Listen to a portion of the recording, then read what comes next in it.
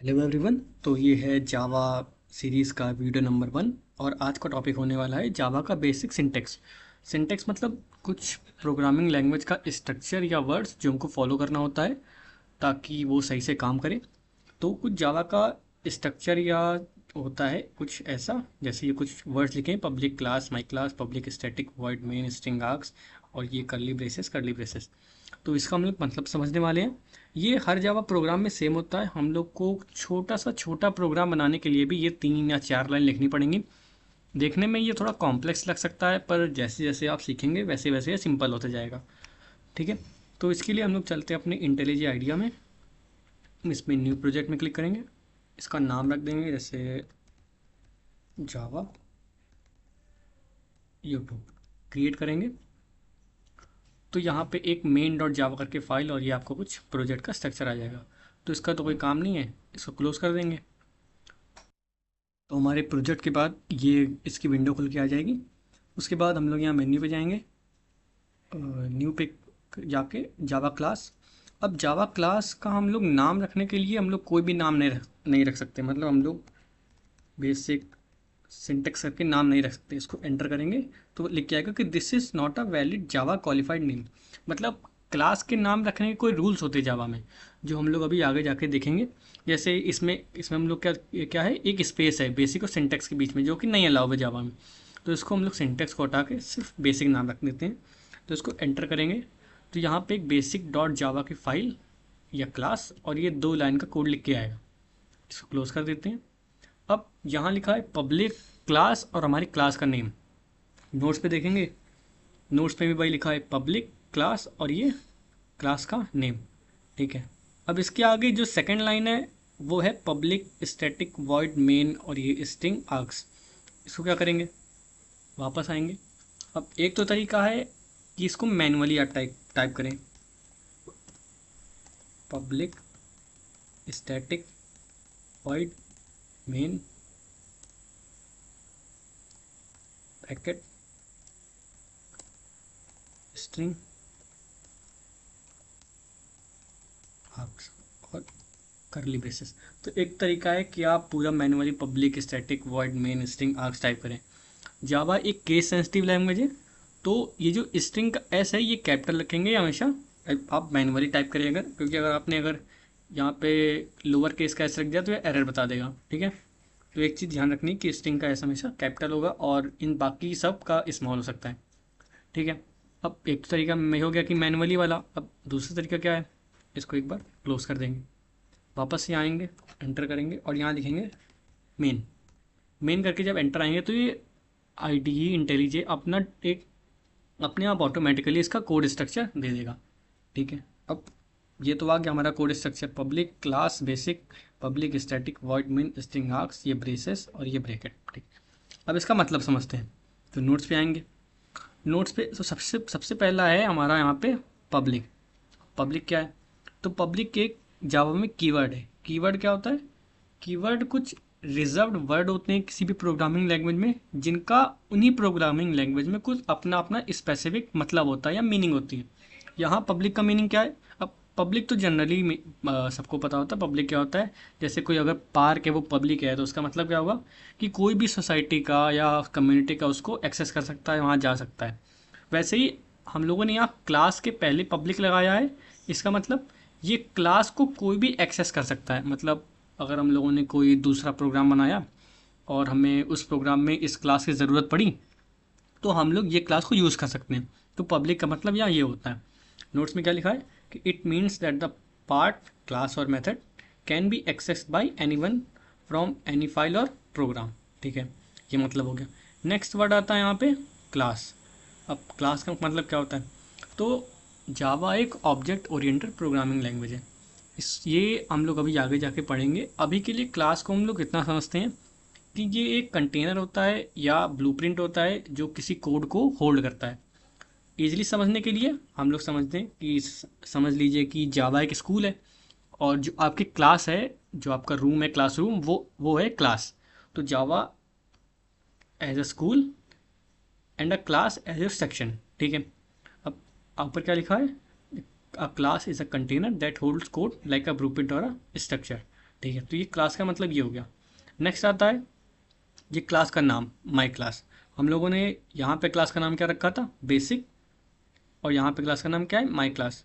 तो this is just the name of your class, मतलब name कुछ भी हो सकता है, but you can give any name but follow some rules. उसके कुछ रूल्स होते हैं। रूल्स क्या होते हैं कि must start with a capital letter. ठीक है, मतलब एक कन्वेंशन होता है या इजीली आइडेंटिफिकेशन के लिए कोई भी क्लास का नेम हमेशा कैपिटल होता है। यहाँ पे हम लोगों ने कैपिटल नहीं किया बेसिक कभी, पर ठीक है, मतलब हो करना चाहिए, यहाँ पे हम लोगों ने नहीं किया, कोई बात नहीं।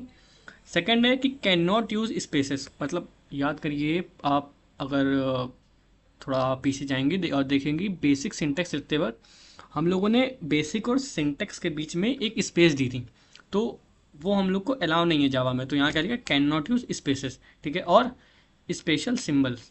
स्पेशल सिंबल्स क्या होते हैं, जैसे कॉमा हो गया, डॉलर साइन हो गया, या परसेंटेज साइन हो गया, मल्टीप्लिकेशन प्लस माइनस, ये कोई स्पेशल सिंबल्स हैं जो हम लोग को यूज़ करना अलाउ नहीं है क्लास के नेम में। ठीक है, पर अंडर स्कोर हम लोग यहाँ पे अंडर स्कोर यूज़ कर सकते हैं। कैसे, एक नई क्लास बना के देखते हैं।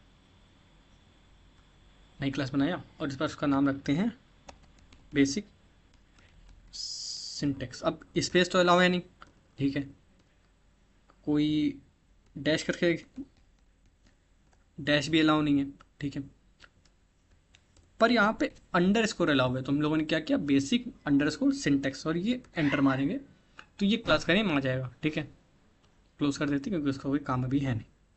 तो ये हो गया कुछ उसके रूलिंग का कन्वेंशन। अब ये लास्ट लाइन थोड़ी और ज़्यादा इंपॉर्टेंट है, वो क्या है कि it should match the file name.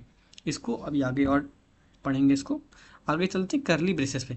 करली ब्रेसेस क्या होते हैं, पर किसी भी प्रोग्रामिंग लैंग्वेज में जैसे जावा में ये करली ब्रेसेस डिफाइन करते हैं कोई पार्ट ऑफ कोड, मतलब इतना पार्ट ऑफ कोड इसको बिलोंग करता है, इतना पार्ट ऑफ कोड इसको बिलोंग करता है।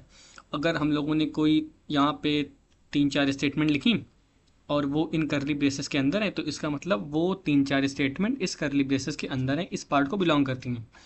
प्रोग्रामिंग लैंग्वेज में ये पार्ट को जनरली हम लोग ब्लॉक बोलते हैं, और तो ये करली ब्रेसेस डिफाइन करते हैं ब्लॉक ऑफ कोड। ठीक है, अब जैसे ये करली ब्रेस, ये दोनों करली ब्रेसेस का सेट एक ब्लॉक को डिफाइन करता है, और ये पूरा करली ब्रेस का सेट एक ब्लॉक को डिफाइन करता है। ठीक है, तो वहाँ पे ये लिखा है कि curly braces defines a block of code, whatever is inside the block, inside the braces belongs to the class और मेथड।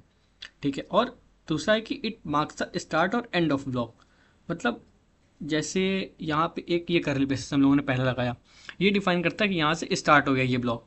ये वाला लगाया, ये डिफाइन करता है कि यहाँ से ये वाला ब्लॉक स्टार्ट हुआ। अब ये वाला एंड कर रहा है इस वाले ब्रेसेस को, और ये वाला एंड कर रहा है इस वाले को। तो कभी भी करली ब्रेसेस अगर हम लोगों ने यहाँ एक मिस कर दिया कि मतलब इसका स्टार्ट हो गया पर इसका कहीं एंड है नहीं, इसको अगर रन करेंगे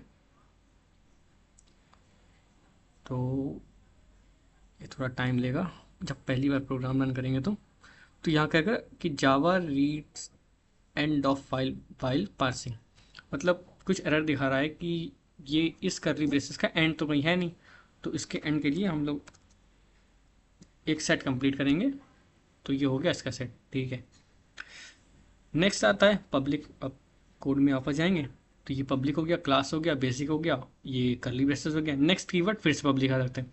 फिर से पब्लिक, यहाँ पब्लिक का फिर से मतलब वही है कि इस पार्ट को कोई भी एक्सेस कर सकता है, पर यहाँ पब्लिक हम लोगों ने डिफाइन किया है इस मेथड के लिए, यहाँ डिफाइन किया था इस क्लास के लिए, यहाँ डिफाइन किया है इस मेथड के लिए। ठीक है, नेक्स्ट आता है स्टैटिक। स्टैटिक मतलब we can run this method without creating an object of this class. अब ये object, class, run this method ये हम लोग आगे सीखेंगे। स्टैटिक अभी के लिए हम लोग समझ सकते हैं कि इसको हम लोग जैसे इस मेथड को हम लोग विदाउट एनी ऑब्जेक्ट के हम लोग एक्सेस कर सकते हैं। अब सपोज आप स्कूल में हैं, जावा आपका स्कूल हो गया, आपका सेक्शन आपका क्लास हो गया।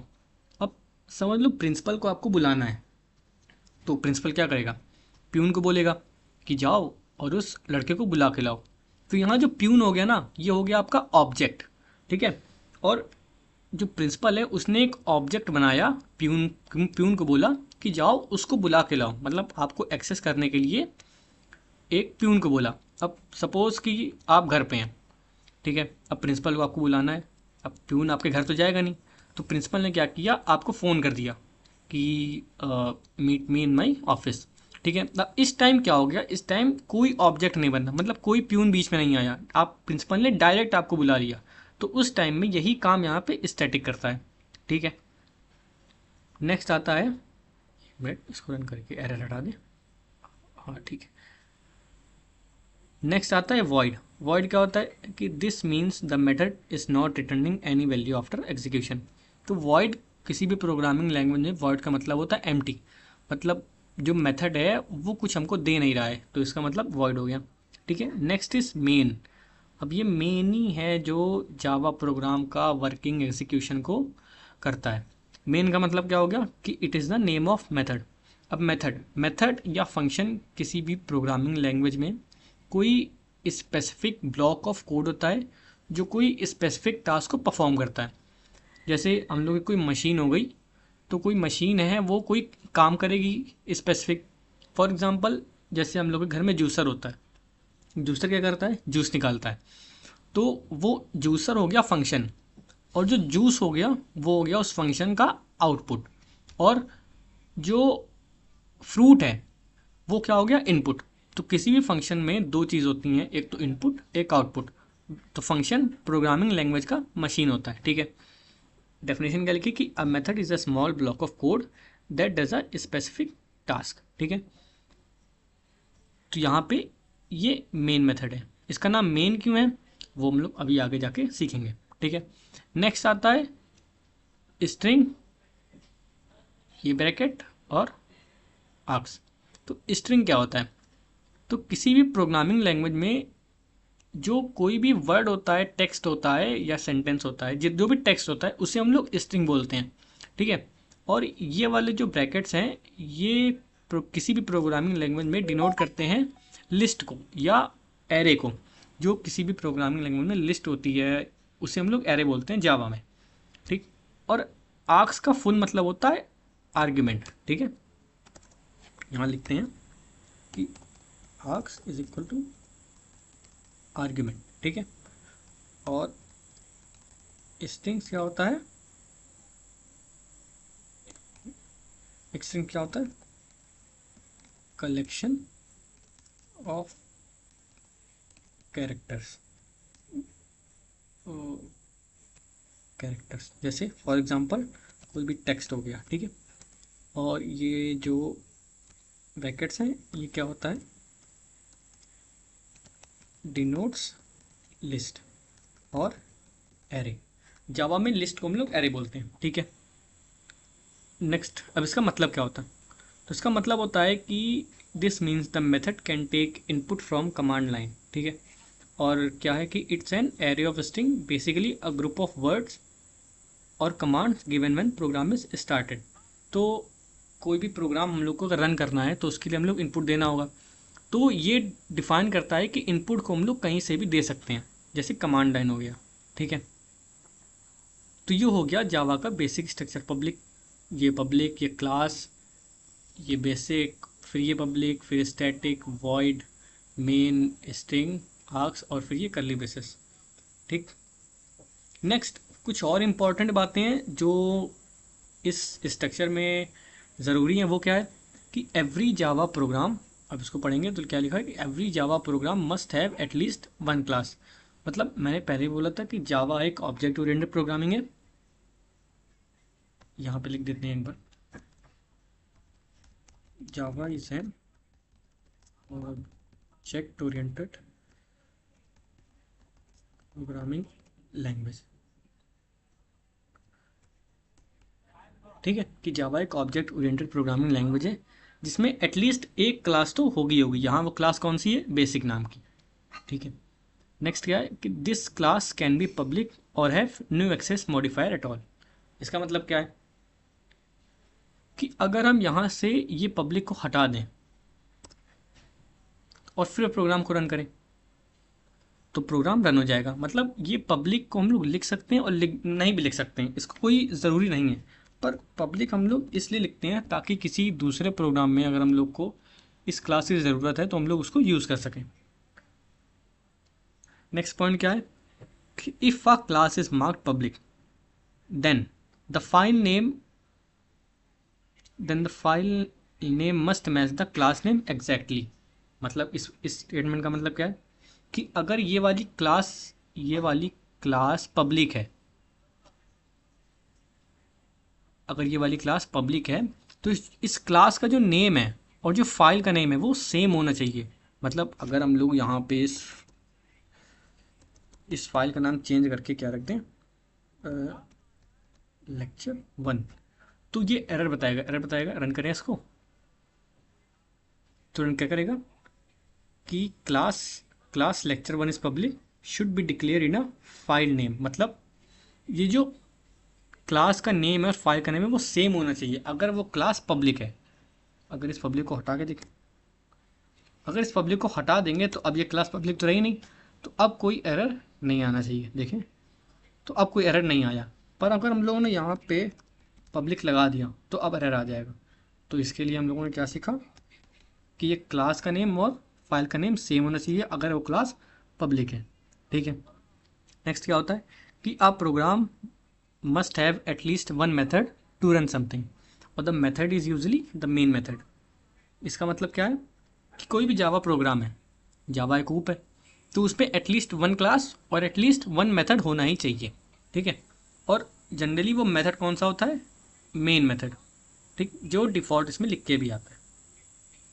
नेक्स्ट स्टेटमेंट क्या है कि Java program start execution from the main method. अब इस मेन मेथड का काम क्या होता है, तो वो समझ लो कि आपकी क्लास है कोई, मतलब स्कूल की क्लास सेक्शन हो गया, उसमें एक डोर है, तो किसी को भी आना जाना होगा वो वहाँ से आएगा जाएगा। तो वहीं पे ये जो मेन मेथड है ये जावा का प्रोग्राम का एंट्री पॉइंट होता है। मतलब जावा का एग्जीक्यूशन यहाँ से स्टार्ट होता है। ठीक है, तो इस कहीं भी प्रोग्राम, अभी तो हम लोगों ने कुछ 11 लाइन का कोड लिखा है, अगर हम लोग कितनी भी लाइन का कोड लिखें, जहाँ जिस लाइन में ये मेन मेथड होगा एग्जीक्यूशन वहीं से स्टार्ट होगा जावा का। ठीक, नेक्स्ट लाइन क्या है कि the JVM searches for main method to begin running the code.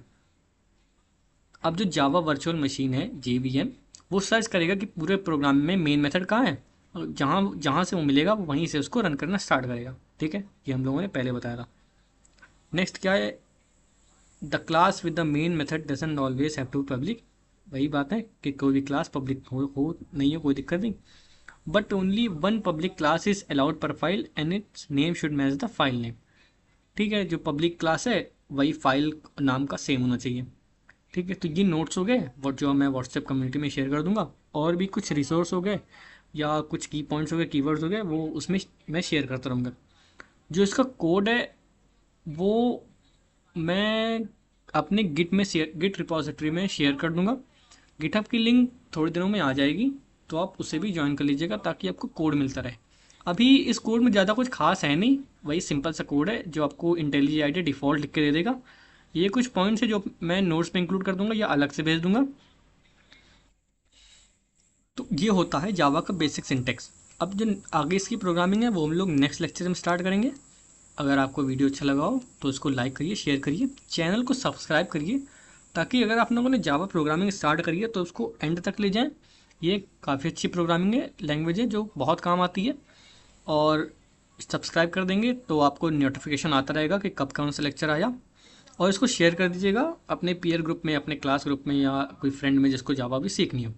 Thank you.